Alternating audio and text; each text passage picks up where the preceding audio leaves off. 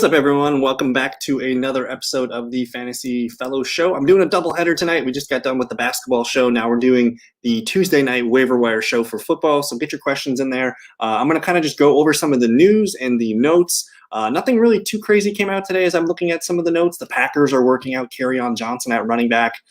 Cornell Patterson was limited today with practice, so it looks like he has a chance to play on Thursday. The 49ers, Elijah Mitchell, suffered a broken finger. They're hoping that he can play. It sounds like he has a chance to practice. He's just going to have that thing taped up and probably wrapped up pretty well. Damien Harris also returned to practice today. Let me share my screen here so you guys can see what I'm looking at. So Damien Harris practicing, that's good things here. The Giants saying a dramatic second half turnaround. The Giants will likely be in the market for a new GM. That's interesting. Let me see what else we got. Le'Veon Bell was released here. It sounds like Ben Roethlisberger is on track to play. A bunch of COVID issues. Minkah Fitzpatrick unlikely to play this week. I did see that the Chargers also had some issues with their players too. Let me see what else we got here. Nothing really else. It was kind of a slow news day here. So we're going to get into some of the waiver wire report.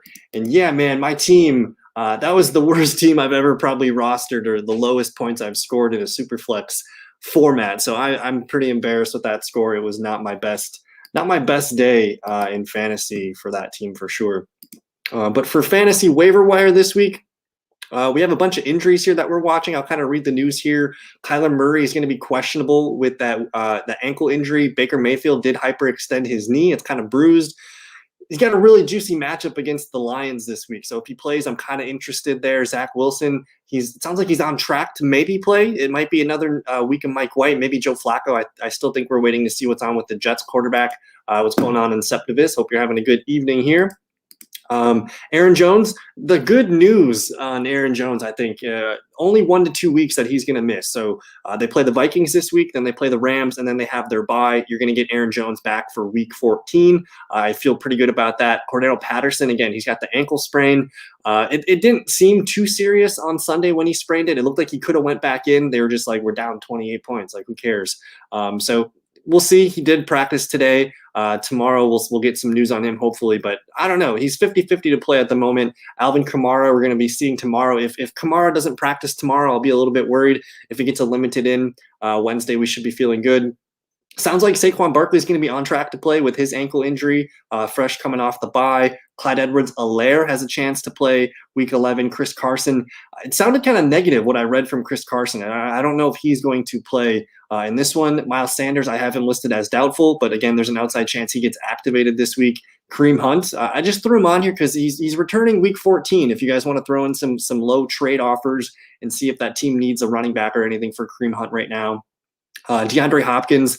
So the Cardinals are interesting with Kyler Murray and DeAndre Hopkins. Both of those guys, they have a bye next week, week 12. So there's potential for those guys to maybe rest and see if they can get through the next couple weeks here. Antonio Brown, I have him listed as doubtful for week 11. I would expect week 12, week 13 to return. Will Fuller, the Dolphins are dinged up at receiver, but Will Fuller does have a chance to play this week, so that's fun. Chase Claypool, doubtful with a toe. We'll get into some Steeler replacements down the line here. Sterling Shepard, he's got that quad strain, but he's really low owned. People have been dropping him.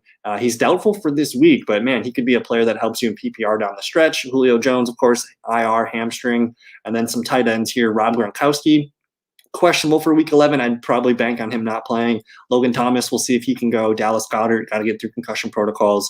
And then Ricky Seals-Jones also hurt his hip. So this week for week 11, Denver and the Rams are on bye. We'll get into some quarterbacks. Let me see what's going on with these chat room questions. The Mason Rudolph show. It ain't pretty. Look away. Good evening, Justin. A.J. Dillon, Landry Gallup, or Anderson in PPR. It's A.J. Dillon, no contest, no question. A.J. Dillon, you're going to get a ton of touches, probably upwards of 15 to 20 touches in this one. So A.J. Dillon's easy call. Browns or the Fins defense? So I'm intrigued with Miami because they did look really good shutting down the Ravens last week. And if they're going to get Zach Wilson, even Mike White, that could be potential to really limit that Jets offense. The Jets have proved to be pesky, but I mean, Buffalo just shut them down. So I'm kind of excited about the Fins. But the Browns, man, going against the Lions, I don't know what to think of the Browns. We just saw them get blown out by the Patriots, so I'm a little bit uneasy there. It is a home game against the Lions, but the Lions have shown to be a team worthy of putting up a fight at least. So I might lean with the Fins here. I know it feels dirty, but I kind of like Miami. And should I drop Schultz for Stevenson? I'm cool with that. I'm cool with that. I'm not saying to start Stevenson this week. We need to see if Damien Harris is playing. But even if Harris plays, I think Stevenson is starting to be a guy that you want to hold on to your roster for the rest of the season. So I need your help. I was offered some trades and I wanted to hear your thoughts. Fire them up, my man. Fire them up. I'm going to cover the quarterbacks real quick, and then we can get to some more of the questions and the trades there. But for QBs this week, I basically just listed the top 13 rostered quarterbacks here, and then the rest are listed here. So Derek Carr, if he's available in 10 or 12-man leagues, he's only 69% rostered. Gets a home game against Cincinnati. As far as I know, Cincinnati against the QB, they're kind of middle of the road here. They do rank about 20th. They allow about 17.48 points per game to the QB. So he's an interesting play. Kirk Cousins against Green Bay. I don't love it. Kirk has been playing really well, but this Green Bay Packers defense, man, it's playing really, really well over the last few weeks. They've limited Russell Wilson, Kyler Murray, and Patrick Mahomes to probably all of their worst fantasy days of the season. So I'm a little bit hesitant on Kirk. Carson Wentz at Buffalo. I don't love it. It's at Buffalo, and Buffalo, the best team against the QB. So Wentz, not really liking it too much. Matt Ryan versus New England. I don't know if I can trust Matt Ryan again the rest of the year after last week. So my player that I'm picking up in most leagues, if you play in QB1 leagues, it's probably Tua Tagovailoa. He played through the finger and the rib issue last week. Again, he hasn't played or been practicing much. He's kind of been just low maintenance the last couple of weeks. I think he's on track to play this week, so we'll know more tomorrow. But if Tua is available, I was looking at some numbers, and Tua is actually, like, in the 4 full games that he's played, he's averaged just under 20 fantasy points per game. And only 9 quarterbacks have been better than that number. So I think Tua is a low-end quarterback one. Gets a juicy game against the Jets this week, so he's my favorite player to pick up and stream. Again, we talked about Baker Mayfield against the Lions. Daniel Jones against Tampa Bay is an interesting guy, 32.5%.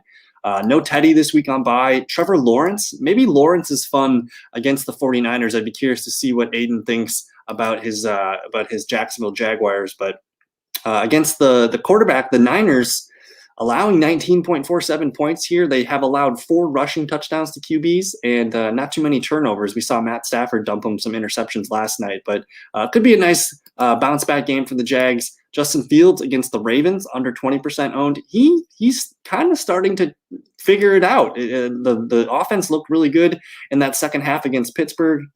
And against the Baltimore Ravens here, they allowed 11th most PPR points, about 19.14 to the quarterback. So that could be kind of fun for the Bears offense coming off a bye. Roethlisberger, I don't know if I want to trust him against the Chargers with all their injuries and dinged up stuff going on. Taylor Heineke against Carolina. It's interesting. I think I'd rather see Mac Jones or Cam Newton. So these are 2 fun, really low-end options here. And then Jimmy Garoppolo against Jacksonville. I probably should have bolded him. He's a guy that could probably get 1 or 2 touchdowns. And you're attaching yourself to Debo and Kittle and Ayuk. So that's not a bad spot to be in. But anybody else on this list, I'm not looking at for QB1 leagues, maybe just for Superflex. So if you guys need anything there for Superflex leagues, let me know, and we'll bounce to the running backs. Drop Hawkinson for Hunter Henry. Man, I mean, I'd love to keep Hawkinson if I can, but if you're done with him, I understand. Hunter Henry's the tight end number 4 on the season right now, and when Mac Jones gets close, like they trust each other. So I think Hunter Henry, I'd rather own Hunter Henry than Hawkinson. If you had to just give me one, Hawkinson being attached to Goff, I'm not really excited about that. But if you can keep Hawkinson, I think do it, or try and move him just off name value, see if you can get anything for him. But I mean, this week, Hunter Henry against the Lions, I think, or Hunter Henry against the Falcons, I think that's where I want to be. Stevenson or Forman. So with Forman, it's a 3-headed committee no matter which way you split it. He did win the most snaps last week, but I think either way with Forman, you're dealing with AP, you're dealing with McNichols as a pass catcher. So I'm a little hesitant on Forman. I do think there's some good upside with him, especially this week against Houston. So short term, might be Forman this week, but I think long-term Stevenson's where you want to be at. We've seen Damien Harris kind of nicked up throughout the season. Now he's got a concussion, opening the door for Stevenson to have a really big fantasy day. So I think Stevenson's the long-term play here that I want to add. Let's see. I was offered Montgomery for Terry in full PPR. My receivers without Terry would be JJ, Deontay, Renfro, Judy, Devonta Smith, and Brandon Ayuk. So, I mean, you're starting Jefferson and Deontay every week. I really like Renfro and Judy as 3s and 4s and Devonta Smith. So, man, if you need running back, so you got Eckler, Henderson, Chubb, Monty, Mitchell, and dang, this is a good team. So I don't even know if you would need Monty, to be honest. But Eckler, Henderson, Chubb, Monty. Terry McLaurin's nice, but he's hard to trust. And it does sound like Logan Thomas is going to be back soon. That could actually help or hurt him. What do you guys think? I think I'm going to go for Montgomery. He's the guaranteed safe floor PPR touch guy there. The Bears offense could be exciting down the stretch. I think I'll do it. I'll go with Monty and load up on those running backs. And your receivers are pretty good without Terry, so I think I like it. And yeah, Debo right now is just insane. I'm holding on to Mark Ingram. Tomorrow we should have a better idea if Alvin Kamara is going to play. But here's the thing. Even if Alvin Kamara plays, they're not just going to run their stud player out and give him the ball 20-plus times with a minor MCL sprain. Like, to me, Mark Ingram's a guy that has value the rest of season, especially if you play in PPR leagues. That's where Ingram made his money last week. He did score a touchdown as well. So I'm holding on to Ingram, wait and see with Ingram. But for Harris, I know you play in a lot of standard leagues. That makes it a little less exciting. But hold on to Ingram at least till we see a couple practice reports on AK41. Who's your quarterback pickup of the week? I'm going with Tua. Tua is about 36% rostered. If you can't get Tua, I'm interested in Justin Fields against Baltimore. I'm interested in Mac Jones or Cam Newton here. So if no Tua, I might be looking at some of these guys down here, Mac Jones, Newton, or Jimmy G. Let me know if you need help with that decision. I got offered Mike Williams and Gibson for Godwin. So getting Mike Williams and Gibson for Godwin. Aiden, give me more information. Do you need a starter in a running back like Gibson? I guess Godwin for Mike Evans or Mike Williams is kind of just a plug and play there. But if you need a running back, Gibson, man, he just played really well and he's healthy. I think Gibson could be a nice running back to own down the stretch. And yeah, Debo, man, is just having a season. Playoff schedule strength between Terry and Monty. Who do you think would have the better playoff schedule? Let's look at it. I'm going to go to ESPN. Let me hit the schedule here.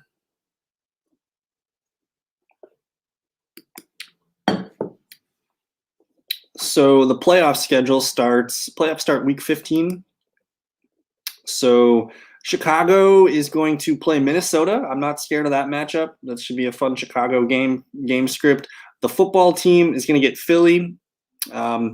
Technically, Philadelphia's defense, their passing defense has been pretty decent lately. So you're seeing the Eagles here limit the wide receivers significantly.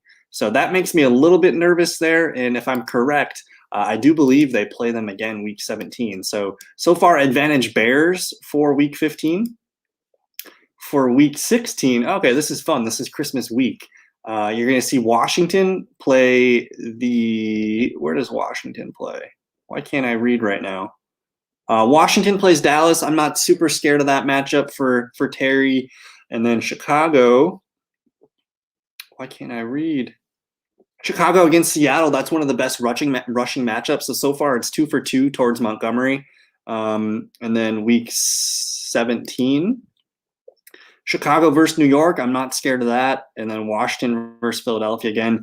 To me, this is David Montgomery, man. He's got a really nice schedule down the stretch. Let me just pull up the rest of the season schedule for the Bears.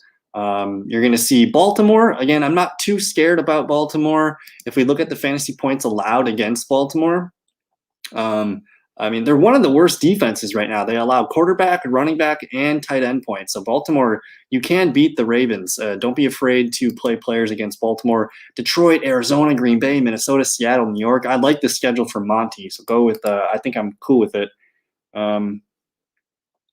Pick one: Jared Cook, Hunter Henry, or Logan Thomas, non-PPR. Hunter Henry all day. He's catching touchdowns left and right. He's the hot hand right now. I would rank them as Hunter Henry, Logan Thomas, Jared Cook. Aiden's running backs are Aaron Jones, Damien Harris, Gaskin.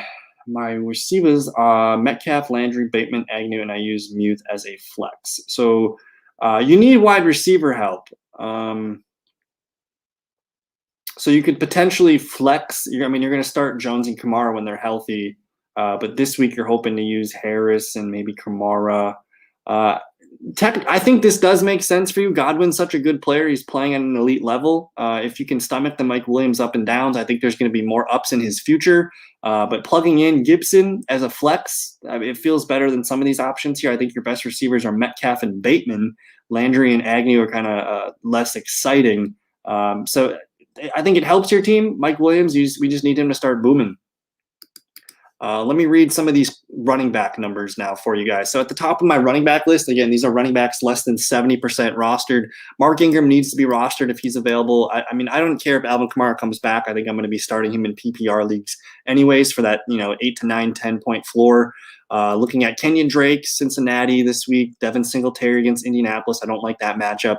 Obviously, the pickup of the week is going to be A.J. Dillon. He gets a 2-week trial here to get as many touches and touchdowns as he can handle. So he's the hot commodity. I think if you hold A.J. Dillon and you don't need him this week or next week, it's a good opportunity to sell him. I think Aaron Jones is going to be back in full force by week 14. Adrian Peterson, just a spot start for Houston. I don't love it, but he could be a guy that falls into the end zone. Tony Pollard, interesting matchup against Kansas City. He needs to be rostered. J.D. McKissick against Carolina. I could see a good day there. These are some guys that are just more backup handcuffy type things. Naheem Hines, Chuba Hubbard. Devonta Freeman continues to look good as the lead back. They just cut Le'Veon Bell today. Maybe Latavius Murray gets healthy for this one. So if Latavius Murray plays, I don't like Freeman. But if no Murray, I really like Devonta Freeman as a running back too in PPR leagues. Continue to roster Alexander Madison or just stash him as a handcuff. Jordan Howard. This is going to be I wouldn't rely. I would not start any Eagle running backs this weekend against the Saints. The Saints are, I believe, the best defense against the running back. Let me see. Saints, the number one defense against the running back. So I'm not trying to test that at all with these Eagle guys. Ramondre Stevenson. I love it. He's a guy that's probably going to have more value down the stretch. He's going to be great if no Harris this week. So if Damien's out, Stevenson's going to bang. And even if Harris is in, Stevenson has been playing pretty well lately. Just some random guys here: David Johnson, Sony Michel, Latavius Murray. Keep an eye on Ty Johnson. If you guys play in PPR leagues, Ty Johnson's been pretty healthy and stable the last few games. Brandon Bolden, just a emergency play. Benjamin and Samaje Perine are some backups. Then we get to Deanta Forman, who, if you are needing a plug-and-play running back two off the waiver wire this week, it's probably Deanta Forman. I think he's projected like 11 points in PPR, so that intrigues me a little bit. And then Wayne Gallman. If no Cornell Patterson, Wayne Gallman's going to be the guy. It's the Atlanta offense, but someone's got to get the touches. It's not Mike Davis anymore. And then these are just some bottom-of-the-barrel guys: Larry Roundtree, Jamar Jefferson, Matt Breida, and Patrick Taylor. Let me get caught up here. That same guy also gave me the option of giving up Chubb for Monty and Waddle, but I don't think I want more receivers, right? So Monty and Waddle, and then so Waddle just kind of makes it messy for you because then you're going to have Terry, JJ, Deontay. Waddle might not even start for you. Like, he's in that Renfro to Judy range. So that is just kind of too many cooks in the kitchen. I think I prefer you. I prefer you to get Monty in that situation just on his own. So see if you can do that. Would you rather drop Schultz or play him over Hunter Henry? Schultz. I'm not as excited about Schultz anymore. Hunter Henry, especially because you play standard leagues, touchdowns are king. Hunter Henry's the guy you want there. Hawk, Gronk, or Henry in PPR. For this week, I don't think Gronk is going to play. So if this is, or Muth, long term, I think the answer is between Henry and Pat. If you're starting a guy this week, I do like Henry or Pat. Those would be the two guys. I'm assuming Ben's going to play. So to me, I'm looking at Henry or Pat. Hawkinson, man, like, oh my God, I'm so annoyed with TJ Hawkinson. Try and trade him if you can, even for pennies on the dollar. If you can get a bench receiver for him, go ahead and do it. It's frustrating to own Hawkinson. You can just play the waiver wire with Henry's and Freiermuths here from tight end. So I think if you can move Hawk, I know it's selling low, but it might be time to move on. Looking at some receivers real quick for you guys. Under 70% available, so I'm just going to monitor these guys at the top here. Jacoby Myers, Christian Kirk, Kenny G, Van Jefferson, these guys all should be rostered. Devontae Parker is worth an IR stash if you have the room. And then Michael Gallup, he looked good last week. They didn't really have to throw the ball too much, but I did like what I saw from Gallup. They schemed him open in a couple plays. Robbie Anderson, if you're feeling frisky and risky, you can hold on to Robbie A and see if Cam Newton's going to jive with him. Laviska Shenault. So Laviska had 8 targets last week, which was nice. He had a high amount of snaps as well, but it's just not connecting there. So I'm a little nervous. I actually had to cut Shenault in a 12-man league. It didn't feel great, but that's where we're at with Laviska. Here's a block of players here that I'm excited to have on my team. Again, Sterling Shepard, not expecting him to play this week, but when he's healthy, I mean, that's Daniel Jones's bread and butter for PPR. Shepard should be looked at. Darnell Mooney. Mooney looked good. Mooney's always looked good, but just something about the Bears offense, and we looked at that Bears schedule down the stretch here. I'm interested in the Bears helping us win some fantasy games down the stretch, whether that is Montgomery or Fields or Robinson or Mooney or Kmet. Like, they have a solid 5 players there. So I like Mooney and Kadarius Toney. We know what he can do when he's healthy, so he's a guy worth holding on to. And then Marquez Callaway continues to play well with Trevor Siemian. Mecole Hardman, I'm probably done with. I don't know if I want to roster him anymore. I'd rather add some of these guys here that I have bolded. Elijah Moore continues to play well. AJ Green, don't know if I trust him down the stretch. But Will Fuller, again, he's coming back this week. He's a guy that is worth a gamble. If you need a receiver boost, Will Fuller, with the way Tua is playing, I think Will Fuller could be nice. But the pickup of, I think, the group here is probably Rashad Bateman. He continues to look like a beast. Russell Gage, T.Y. Hilton, Jamison Crowder, these are old news. Brian Edwards has scored touchdowns in the last 2 games, so he's playing well. Jamal Agnew is worth holding on to in deeper PPR leagues, but he's getting hard to trust. Amon-Ra St. Brown had a good game. We'll see if that continues. Marquez Valdez-Scantling popped off for a big 40-yard play last week against Minnesota. I could see that happening, but that's more for deep advanced leagues. But Deontay Harris, I just got to show you guys. This is a player I've been monitoring for the past few weeks. And so far, with a few games from Trevor Siemian, and again, keep in mind, Trevor Siemian came in week 8 against Tampa Bay. These are his numbers on the season. So through 8 games, he's had 5 games over 8 points, and it looks like, or he's had 6 games over 8 points, and a total of 5 games over double digits. So I'm seeing some pretty fun numbers here from Deontay Harris. The targets 7, 8, and 4 the last 3 games here. He gets rushing attempts as well, and then he's just a big play kind of guy here. So this is a player in PPR leagues I'm interested. He's averaging a healthy amount of points the last few games. Back to here, Kendrick Bourne blew up last week. He's a boom bust play, but you could be rewarded right now. Mac Jones seems to find him early and often. Gabe Davis, we know Cole Beasley's kind of dinged up. Emmanuel Sanders not playing as well. Maybe Gabe Davis gets rolling down the stretch. And then some final receivers here, just end of the bench guys in 12-man leagues. James Washington, Traquan Smith, Ray McCloud caught a lot of targets last week from Mason Rudolph. If no Chase Claypool, Ray McCloud is a sleeper in PPR. And then you got Marcus Johnson here, the number 2 for the Titans. Let me see what we got here. Would you start Pitts versus Pats or Knox versus Colts? I'm going to go with Dawson Knox. And I know Knox was disappointing. I recommended him last week to a lot of people, and I felt like a jackass, so I apologize. But again, I follow the numbers. They're playing the Colts. They allow the 5th most points to the tight end position. They've allowed 60 catches, 611 yards, and 6 total touchdowns per game here. So that's basically good for 6 catches, 60 yards, and a 60% chance at a touchdown for Dawson Knox based on these numbers. So I'm feeling good. I want to attach myself to Dawson Knox right now, or to Josh Allen, and I'm nervous about the Falcons offense, man. We might see it kind of go under soon. But the Patriots, they're the 2nd best team against tight end. I know Pitts is not a traditional tight end. So if you want to rank him as a tight end, he's averaging, with the Patriots are giving up under 8 points to the tight end. And if we look at the receiver, the Patriots are giving under 30 points to all the receivers. So either way, it's coming up as a bad matchup for the pass weapons in Atlanta.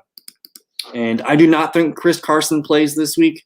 It sounded optimistic that he was going to maybe play against the Packers on Sunday, but it kind of fell out. I don't feel too great about that at the moment right now. Let me cover these tight ends real quick for you guys. Zach Ertz, Jared Cook probably owned. I do think Hunter Henry's the pickup of the week at tight end. Let me just show you what the Falcons allow for tight end points. Atlanta, they're middle of the road. They do allow about 12.4 points per game in PPR leagues. They've allowed 4 touchdowns. That's good for 7.62 in standard. I did want to shout out too. I uploaded PPR, half PPR, and standard to the fantasy points allowed columns here, so you can go by every position and see. Quarterbacks are all the same scoring format for me, but running back, receiver, and tight end all show multiple scoring formats now.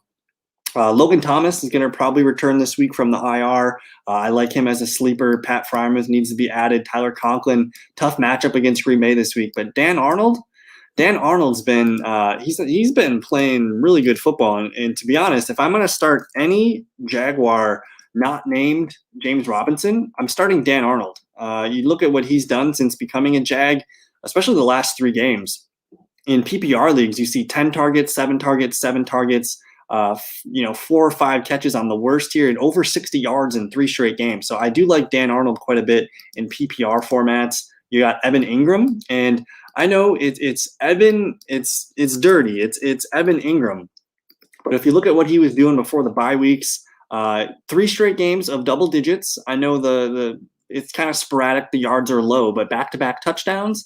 And if he can just kind of continue that success, I see some good things happening, especially against Tampa Bay, Philly. There's some really good tight end matchups for him to take advantage of soon. So I like Ingram as a stash. Hooper, don't trust it. But Uzama, good matchup. Cole Kmet, really good matchup this week. And then Gerald Everett had 8 catches last week. So those are some of the guys I like at tight end.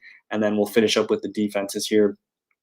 Do you think it's worth to drop Chris Carson if I only have 2 other running backs?